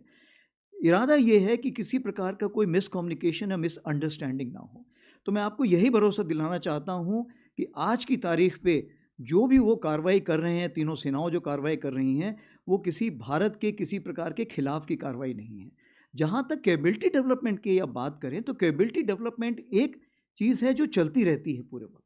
भारत भी कर रहा है, बाकी देश भी कर रहे हैं, तो वो सबको ऊपर लागू है, वो अपनी कैपेबिलिटी डेवलपमेंट कर सकते हैं. जहाँ तक हमारी तैयारी है, हम उसको क्लोजली मॉनिटर कर रहे हैं. हमारा जो कोर ग्रुप होता है, इसके बारे में बातचीत करता रहता है और ये देखता रहता है कि कोई ऐसा कोई मिसकम्युनिकेशन ना हो जिससे कि बात आगे बढ़ जाए. और जहाँ हमें एश्योरेंस चाहिए, हम उनसे लगातार बात करते रहते हैं. हमारी आपस में ट्रेनिंग के भी एक्सचेंज हो रहे हैं. हमारे भी ऑफिसर्स वहाँ NDC के लिए जा रहे हैं, उनके भी ऑफिसर्स यहाँ पे आ रहे हैं. तो उस मिलिट्री रिलेशनशिप में किसी भी प्रकार की कमी पेशी नहीं आई. आपने अगला सवाल पूछा था आर्मी एयर डिफेंस के ऊपर. तो आर्मी एयर डिफेंस के ऊपर हमने सबसे बड़ी चीज़ ये देखी कि आर्मी एयर डिफेंस जो है हर लेवल पर है. यानी कि स्पेस से शुरू होता है, वो नीचे हमारा कहना चाहिए 30 से 150 मीटर तक जाता है. क्योंकि आपने देखा जो उनके FPV ड्रोन्स आते हैं, जो आते हैं, वो आपके इसी रेंज पे आएंगे, हाइट पे आएंगे. तो इसका मतलब ये है कि जो कुछ लेयर शुरू में हमने छोड़ दी थी, जैसे कि पहले हम Zu-23, L-70, इन सबको हम समझते थे ऑब्सलीट इक्विपमेंट हो गए हैं. हमने इनको अपग्रेड किया था क्योंकि हमारी ज़रूरत थी. आज की तारीख पे उनकी अहमियत बहुत ज़्यादा बढ़ गई है और उनको हम आर्टिफिशियल इंटेलिजेंस में अपग्रेड कर रहे हैं. उसी प्रकार से जो हमारे रडार्स थे, जो रडार्स बड़ी चीज़ें देख सकते थे, छोटी चीज़ें नहीं देख सकते थे, उनकी अहमियत तो है, लेकिन जो छोटे क्रॉस सेक्शन के रडार्स देख सकते हैं, जो ड्रोन्स देख सकते हैं, उनकी अहमियत बढ़ गई है. इसीलिए जो लास्ट हमारा फास्ट ट्रैक प्रोसीजर था, इसमें हमने LLR काफ़ी खरीदे हैं. क्यों? क्योंकि आज की तारीख पे छोटे जो ड्रोन्स हैं वो उनकी नज़र में आते हैं. तो हमें आज की तारीख में काबिलियत चाहिए जो छोटे ड्रोन्स देख सके और छोटे ड्रोन्स को एंगेज कर सके. तो ये जो हमारी एयर डिफेंस यहाँ से शुरू होती है. उसके अलावा आपको पता है कि Q और SAM जो मॉडिफाइड है, आकाश प्राइम आपको पता है जिस पे हम कार्रवाई कर रहे हैं, उसी प्रकार से LR से भी कार्रवाई हो रही है। और ये सारे जो हैं, ये सुदर्शन चक्र जो हमारे प्रधानमंत्री जी ने भी अनाउंस किया था, ये उसके तहत शामिल हो जाएंगे। और इस चीज़ को हमारी DRDO देख रही है, जिसमें कि सोर्ड एंड शील्ड का कॉन्सेप्ट है, यानी देखो, उसको एंगेज करो और डिस्ट्रॉय करो, तीनों चीज़ उसमें शामिल होंगी। और इसमें हमने एक हमारे ब्रिगेडियर भी वहाँ पे DRDO में पोस्ट कर दिए गए हैं, जो इस चीज़ में पूरी प्लानिंग स्टेज से शामिल हैं, ताकि सुदर्शन चक्र जो हमारा कॉन्सेप्ट आएगा वो हर जगह पर उसमें आर्मी, एयरफोर्स और समन्वय रहे नेवी के साथ भी। All right, 79, 11 and 12. Good afternoon, sir. I am Shivani Sharma from India Today. Where are you? Sir, Yes, this side. she's here. Okay, Shiva. Sir, we had seen that after Pahalgam attack and prior to Operation Sindoor, there were a number of ceasefire violations along the line of control. After Operation Sindoor, is there a change in the pattern of ceasefire violations and terror launch pads across the line of control? And your insight on the recalibration of forces south of Peer Panjal? So this is Manu Pabi from the Economic Times in the middle, sir. So can you tell us a bit more about your budget priorities? Budget is upcoming. There's a lot of changes which the army has gone through. And what kind of money are you seeking more? And what will the spending priorities be in the coming years? So, Rahul Singh this side from Hindustan Times. So you talked about the gradual normalization of the situation along the northern borders, but and efforts being made by both sides to kind of keep things calm. And in this context, when China has reiterated again that Shaksgam Valley is a part of their territory, how do you see these comments in with respect to the situation along the northern borders? Thanks. Okay. So Shivani ji, you have asked basically about the ceasefire violations. So let me tell you that in 2025 there were 139 ceasefire violations which took place, but majority of them were basically during the 124, if I can say that specific, were during the Op Sindoor. And the balance one which are there were minor ones. What happens when a new unit comes? By the time, at times, if you have served in, of course you won't have served in LC, but what I'm saying is, in line of control, when the tree also moves, it looks like that people are coming to attack you. So when the new unit, especially in case of Pakistan, the new unit moves, they are generally at times scared and they carry out a prophylactic firing. In our terms, prophylactic firing will also be looked at as ceasefire violation. So that is the kind of ceasefire violation has taken place. Otherwise, no major ceasefire violation has taken place. The second issue, what you have asked, is recalibration of forces south of Peer Panjal. So as far as forces are concerned, as of today, we are not relenting at all.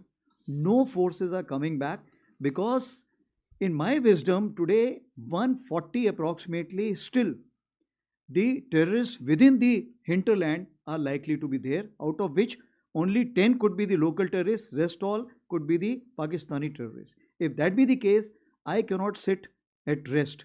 Therefore, we are not relenting at all, and the forces which were placed there, in addition, those forces are still there, and we will not back down as of today. Manu Pabi ji asked the question about the budget.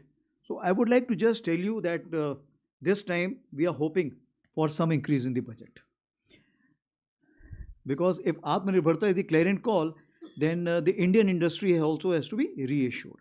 That is point number one. The second issue is the budget last year. If you see that capital acquisition, we were given a particular number, but finally we landed up signing somewhere 80,000 crores. And this was LCH itself was approximately 40,000 crore. What it means that as the government is concerned, government has said that if you wish to spend money and you got a scope, don't worry on that. We will get you the money from somewhere.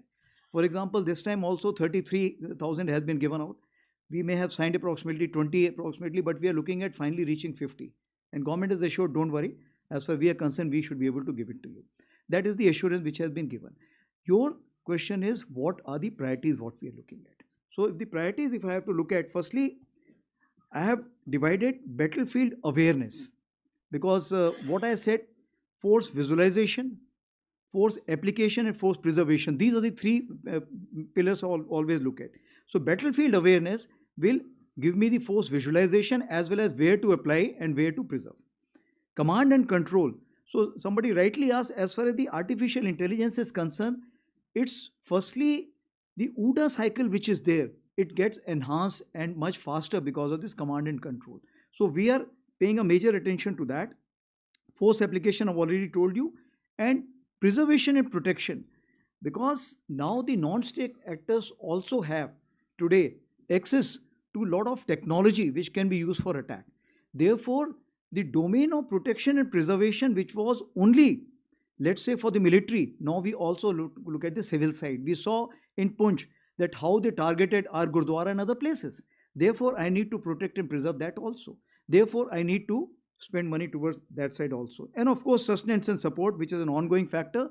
It's more applicable to the army because it's a large army, and our revenue expenditure, even for sustaining in terms of ammunition, arms, and the equipment, including kitting, comes from the revenue. Therefore, it will always remain very high for us. So this is as far as your question is concerned. Then Rahulji, you asked about the Northern Front and about the Shaksgam Valley. So as the Shaksgam Valley is concerned, India considers 1963 agreement between Pakistan, China as illegal. Therefore, any activity in Shaksgam Valley is concerned, we do not approve of it. And in this terms, MEA has already issued the statement. Therefore, the joint statement which has been issued in China, what I understand about the CPEC 2.0, we do not accept it, and we consider that it is an illegal action which is being carried out by the two nations. Right, ladies and gentlemen, we are coming to the probably the last set of questions. So we'll have 63, 68 and 80.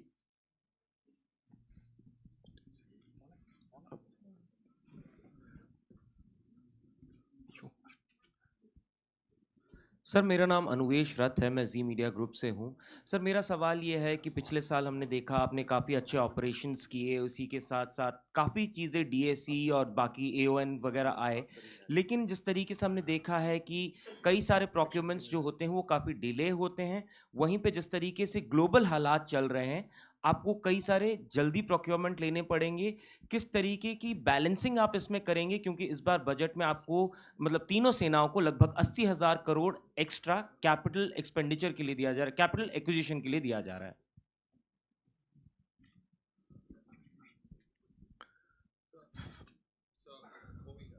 Srinjoy, your mic is not working. Please give him another mic. This was in Hindi or English? Hindi. English. Anush. Hindi? Yes, sir. So, there's been a lot of talk about the striker. Is the army interested in the striker? And also, sir, in the last DSE, there was this huge consignment of tanks that were going to be overhauled. Very, very large number. Now, as far as the previous case was concerned with the earlier batch, there seemed to be some unhappiness about it in terms of quality, in terms of time. So could you just tell us where it stands? And also this rocket force that you spoke of. Srinjoy, I'll request, we are at the fag end now. Otherwise, others will not get a chance to ask a question. Okay. Thank you so much. Thank you so much. Thank you so much. Sir मैं हरेन चौधरी रक्षा समाचार से। Sir sir मेरा सवाल है कि artillery को लेकर के रेंज बढ़ाने की बात हो रही है और आईआईटी मद्रास ने रिसेंटली अभी कहा है कि हम रेंज बढ़ाने वाले हैं। तो भारतीय सेना कब दुनिया की पहली सेना बनेगी जो एक्सटेंडेड रेंज आर्टिलरी जो रैमजेट इंजन के साथ होगी वो जो है इंडक्ट करेगी, कब तक ये होगा? और दूसरा सवाल मेरा जोरावर टैंक को लेकर के है सर, उसका भी क्या स्थिति है और कब से उसके यूजर ट्रायल शुरू होंगे और कब भारतीय सेना में शामिल होगा? Thank you. ओके, तो पहले मैं रक्षा समाचार का सवाल लेता हूँ। जहाँ तक आरटी रेंज का सवाल है, आरटी रेंज जैसे आपने बताया कि आप सिर्फ आरटी गन की बात कर रहे हैं, और चूंकि आरटी गन की बात कर रहे हैं तो इसमें जहाँ तक मैं खुद वहाँ पे आईआईटी मद्रास गया था, मैंने उनकी वहाँ पे प्रोग्रेस देखी, तो मैं आपको ये बताना चाहता हूँ कि वो काफ़ी एनकरेजिंग प्रोग्रेस है। और अभी टाइमलाइन तो उसमें हम फिट नहीं कर सकते हैं क्योंकि टाइमलाइन बताना बहुत मुश्किल होता है, बट ये है कि काफ़ी प्रोग्रेसिव फीडबैक आया है और रैमजेट टेक्नोलॉजी जैसे ही आएगी हमें लॉन्गर रेंजेस मिलनी शुरू हो जाएंगी और इस रैमजेट टेक्नोलॉजी को मार्टी गन्स पे फिर नहीं रोकेंगे। फिर जहाँ तक हमारे पिनाका जो हैं, तो पिनाका रॉकेट में भी अगर हम इसको लगा सकते हैं तो हमें इससे ज़्यादा रेंज मिलने का फ़ायदा होगा और ये रैमजेट टेक्नोलॉजी ऐसी है कि आगे भी इस्तेमाल होती रहेगी। उसी प्रकार से DRDO भी इस टेक्नोलॉजी पे काफ़ी काम कर रहा है। तो मेरा तो सोच विचार ये है कि 2026 के सेकेंड हाफ में हमें इसमें काफ़ी सफलता हासिल हो जानी चाहिए। दूसरा आपका सवाल था जोरावर टैंक के बारे में। तो जोरावर टैंक अभी तक सिर्फ एक बनाया गया है जो कि हाई एल्टीट्यूड में अभी डिप्लॉयड है। उसमें कुछ कमी पेशी आई थी क्योंकि फर्स्ट टाइम ऐसा किया गया है और हाई एल्टीट्यूड में चूँकि और भी नए फैक्टर्स आते हैं और इन सारी चीज़ों को फिर आपने रिपेयर करने के लिए नीचे लाना पड़ता है। तो चूँकि अभी वो नीचे नहीं आ सकता है तो एक दूसरा हज़ीरा में एक टैंक प्रोटोटाइप तैयार किया गया है जो कि अभी हम वेस्टर्न बॉर्डर्स में उसको ट्रायल्स के लिए भेज रहे हैं। तो कहने का ये मतलब है कि ये इसके काफ़ी हद तक इसका प्रोटोटाइप बन चुका है, बट जो छोटे मोटे जो इसके मेजर असेंबलीज़ हैं उसमें जो खामियां आती हैं उसको दूर करने में भी वक्त लगेगा, इसलिए इसमें टाइमलाइन फिक्स नहीं की जा सकती। लेकिन मैं ये देख रहा हूँ कि 2029 के आसपास अगर इंडक्शन शुरू हो जाएगा तो उसका काफ़ी फ़ायदा होगा। Then moving on to Srinjay, you asked about the striker and the tank overhaul. So the striker is concerned, it is one of the options we are looking at because we need a platform. We should be able to utilize it very well in the northern front, and it should have all the capabilities in terms of protection, in terms of firepower, in terms of mobility. So if there is an Indian option to it, we will prefer to go for Indian option. If not, then definitely we are looking at other options also. Striker is also one of those. Coming on to the second factor, what you asked for is about the tank overhauling. So what we understand that because of the force majeure factors, some spares which were required to be provided to the AVNL from the OEM could not come in time or got delayed. As a result, the overall has got some slippages. Secondly, AVNL did not have that much of capacity which we were supposed to be having. So this time what we have done, we have also taken the help of 505, the army base workshop which is there, and this workshop is also carrying out parallel repairs or the overhauls at this place also. So what we are looking at the PSU, we are looking at army base workshop, and if there is an industry which is ready to come forward and help us out, we will be surely ready to reach out to them and give them the contract also. But I can just assure you it does not affect in any way our operation efficiency because we take this corrective action at the right point of time. It does not mean that the equipment is not usable in that particular time. As far as the quality is concerned, I do not have any reports of any quality. Some infirmities can always be there, which is something the corrections will take place, which is acceptable to us. Time slippages are there, yes, I agree with you, and we are taking corrective actions towards that side. Moving ahead, I think all three answered. All three have been answered. Okay, thank you. Sir, we are nearing the end. Probably we have got 3 more minutes. We'll take probably one question or two. Okay, one set. We can have 96, 88 and 165. Okay, we'll come to that, ma'am. 96, where is 96? 96. Yes, Yeah. please ask. Sir test Mohan Sharma Bharat Express से। सिंदूर से ज़्यादा operation सिंदूर पूरे देश में famous हो गया और हर बच्चा ऑपरेशन सिंदूर की बात करता है। मैं सिर्फ एक चीज़ जानना चाहता हूं कि ऑपरेशन सिंदूर की सफलता में टर्निंग पॉइंट क्या था हमारे लिए।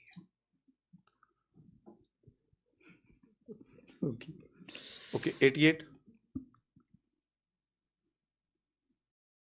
या ऊपर दीजिए। Sir Shikha Thakur from Bharat 24। Sir हमने देखा है कि नैरेटिव्स की लड़ाई हो रही है और एक तरफ बॉर्डर पे वॉर चल रहा है, दूसरी तरफ हेडलाइंस और हैशटैग्स में। अभी अभी एशियन रिपोर्ट्स ने एक न्यूज़ पब्लिश की है जिसमें उन्होंने कहा कि चाइनीज़ एयरक्राफ्ट J-10 उसको ऑपरेशन सिंदूर के खिलाफ सक्सेसफुली एम्प्लॉय किया गया।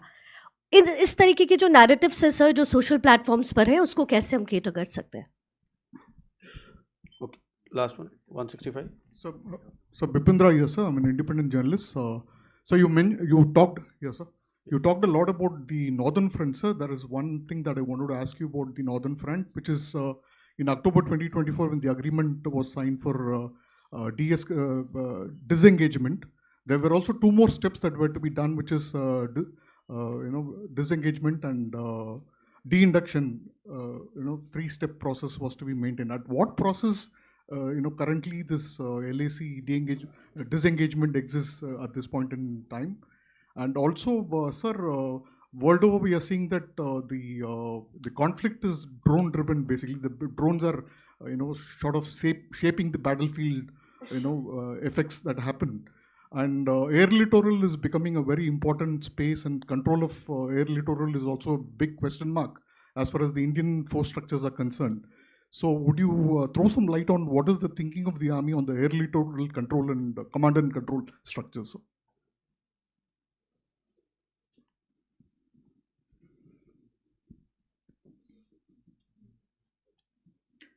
So 88 Bharat 24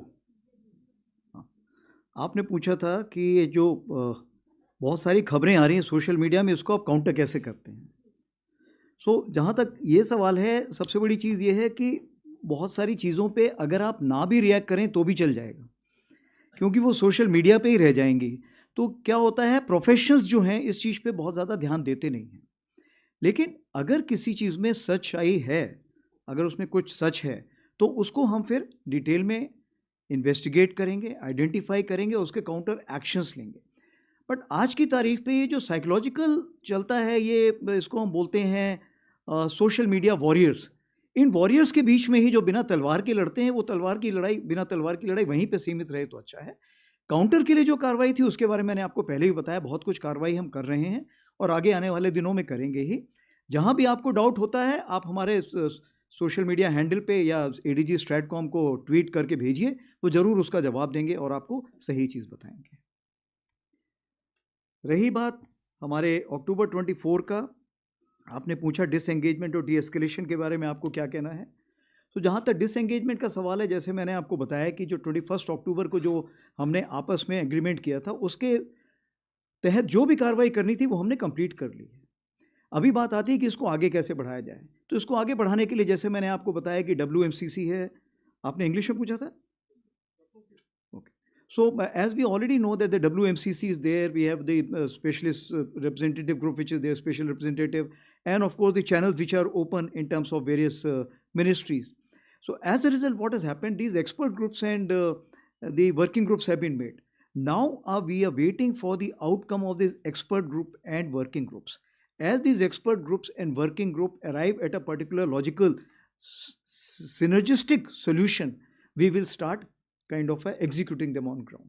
So we are just awaiting those kind of instructions. This will take some time and we are ready to wait.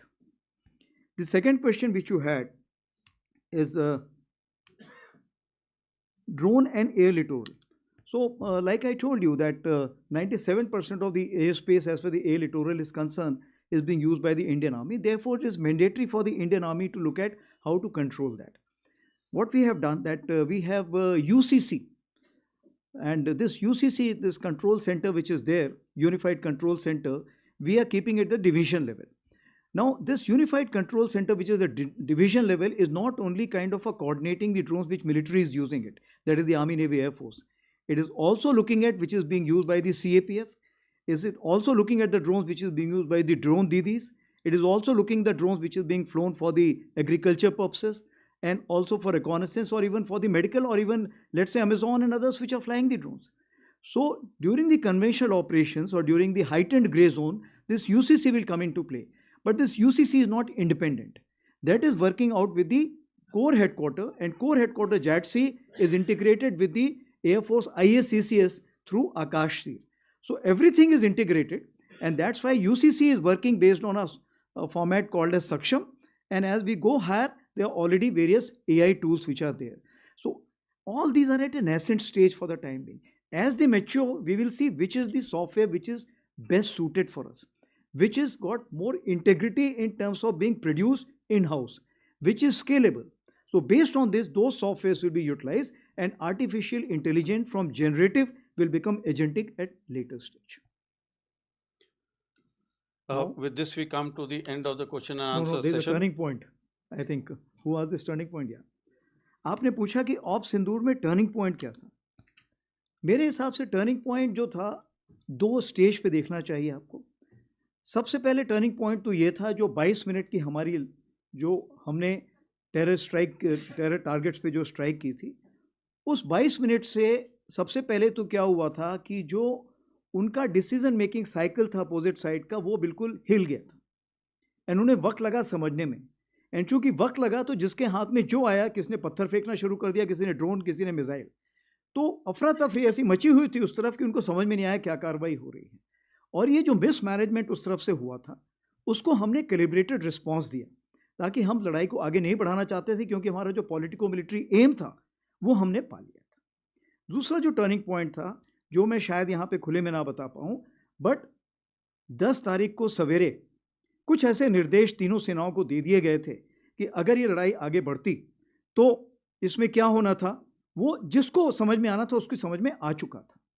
तो चूंकि उसके समझ में आ चुका था, इसीलिए फिर जैसे कि 9:30 के आसपास हमारे डीजीएमओ उस टाइम गई साहब थे, वो यहाँ बैठे हुए हैं, और उस चीज़ को मद्देनजर रखते हुए, उस चीज़ को समझते हुए, क्यों उनके पास सेटेलाइट से एक पूरी खबर थी कि कौन सा शिप, कौन सा स्ट्राइक कोर या पिवट कोर या कौन सा एयरक्राफ्ट कहाँ मूव कर रहा है। इस सारी खबर को जब उन्होंने, जिसको हम बोलते हैं कनेक्टिंग द डॉट्स, जब उन्होंने डॉट्स कनेक्ट किए तो उन्होंने बोला अभी समय आ गया है, इस लड़ाई को यहाँ पे रोकना उचित होगा, उनके लिए फायदेमंद होगा। Thank you. So we shall finish the question and answer session here, sir. Thank you, gentlemen, ladies and gentlemen, for the support and cooperation. Those who have not been able to ask questions, I'm sure many of you would want to ask. The Chief of Army Staff will be there with you post this session as we go down to the reception area for lunch. Please join us for lunch there. You can speak to the Chief there and clear your questions there. Can I overrule you? Yes, sir. Can I overrule you? Yes, sir. The Okay. Chief can overrule. Thank you for overruling. 108 here and 160 here. Thank you, sir. Women empowerment. Thank you very much, sir. So the lady gets the last word, also. All right, Sir, ma'am, can you just hold? So we'll start you with start with the veteran, that's 154. 154. Then the two ladies can have the last word. Sir, I'm Lieutenant Colonel Umang Kohli. Served under your command also when you were the Northern Army Commander, sir, in the IW. I work for India Strategic. I'm the executive editor. Sir, my question to you is, we are seeing that the rocket forces, Russia has decided to raise a rocket force just like China. And there is a lot of buzz about the rocket force being raised. Do we think that now is the time that we should have a separate rocket force as well? And secondly, sir, we've been having the GDP, it's connected, sir. Okay, GDP is 1.9%, defense budget is 1.9% of the GDP. What would be your wish list? What figure would you put if you had to, sir? Thank you so much. Yes, please, ma'am. So this is Sangeeta Saxena, editor, Aviation and Defense Universal. Sir, just one question. We had talked so much about transformation and reform. So when will we be able to tell our granddaughters, my granddaughter, that yes, you will be join the army, beta, you will command 1 paras, 9 paras, 7 paras. So when do we get women into the infantry, sir?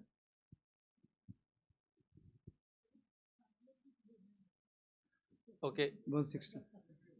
Yes, please, udhar dijiye. 160.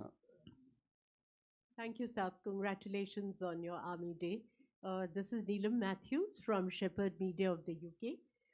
Sir, what's the biggest gap in procurement that you would like to fill at the moment?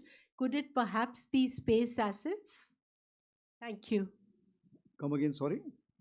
What is the biggest gap in procurement that you would like to fill ASAP? And could it be space assets by any chance? Thank you.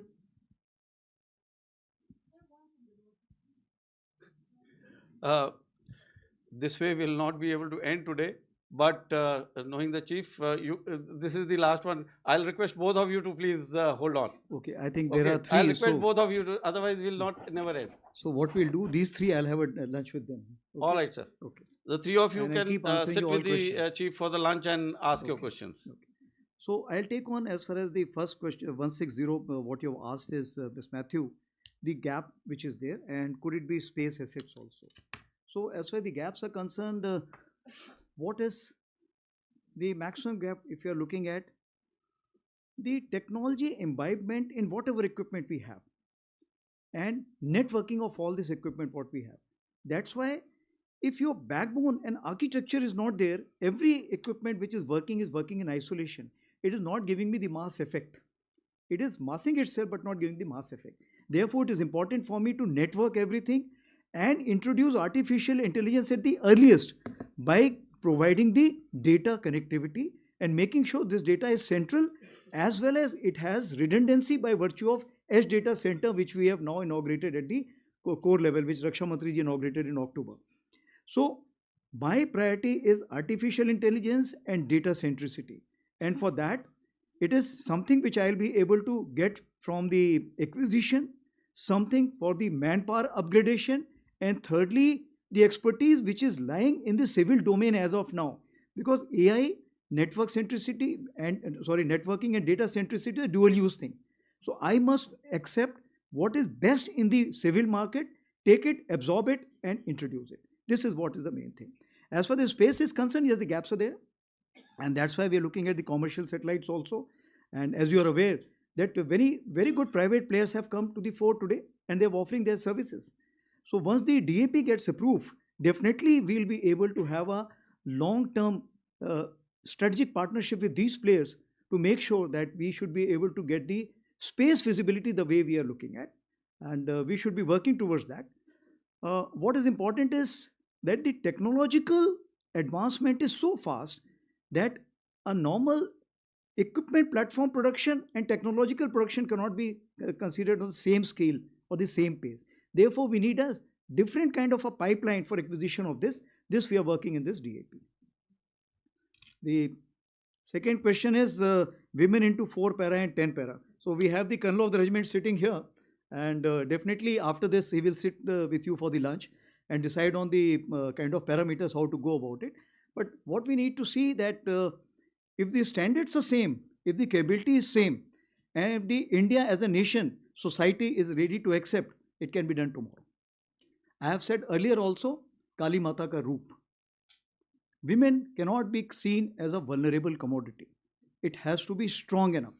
So, if we look at our society as of today, the society still has got girls' schools, girls' colleges, boys' colleges, and the laws also which are there are of a particular kind. As the army is concerned, army is looking at not gender equality, army is looking at gender neutrality. But today I am not able to ensure gender neutrality because there are medical authorities which do not allow me, and the team of composition where the females also, they say no sir, presently it's not possible. I'll give you the example of CPT 26 which I was talking about. I was wanting the standards to be same, but I have not been able to make sure because there has been no positive indications from those females who are serving also. So now what I am doing, I am having this super excellent column. So in 3 to 4 years, I will get to know how many female officers and the other ranks are able to reach that level. If they're able to reach that level, definitely we will open up firstly the supporting arms which are not open, and then the arms, and then of course the special forces. So it's a social change, it's a sequential change, it is a welcome change. But it is gender neutral. Now the third question was rocket force and GDP. So as far as the rocket force is concerned, you had asked. As far as the rocket force concerned, yes, like I said, it is a requirement. Rather, I'll call it rocket cum missile force because you have to mix of both. Now what you have said, this rocket force is required at the level of what? Is it required to be at the army level, or it's required directly at the level of MOD or at the CDS level? This is the question which you need to decide. I'll give you the example. As of today, for example, let's say we are raising under artillery. Tomorrow, as the requirement increases and we carry out the accretion, if you see how we went about the Army air defense, initially it was under artillery, carried out the complete training and development under artillery. After that, when it became unmanageable under the artillery, it went as a different line directorate. Similarly, as far as the rocket force is concerned, initially it will be under the let's say artillery. As and when it increases, based on the size, scope, and the command control, this will see a different avatar. So it's too early to say that how these timelines will come up, because the acquisition pattern will tell us how strong this force will be in what time frame, and then we will take a decision on that. All three answered? Yes, all. Yeah, as the for the GDP GDP question, the Okay, chief has I'll- already answered earlier. He's already cleared that there is no change that we need. Ladies and gentlemen, thank you so much for your support and cooperation. May I request you to remain seated while the Chief of Army Staff and the senior officers leave the hall. Thereafter, may I request you all to join us for lunch at the lower reception hall. Thank you. And Thank you, Jai Hind. everyone. Thank you very much. Good luck. Jai Hind. Looking forward to host you for lunch.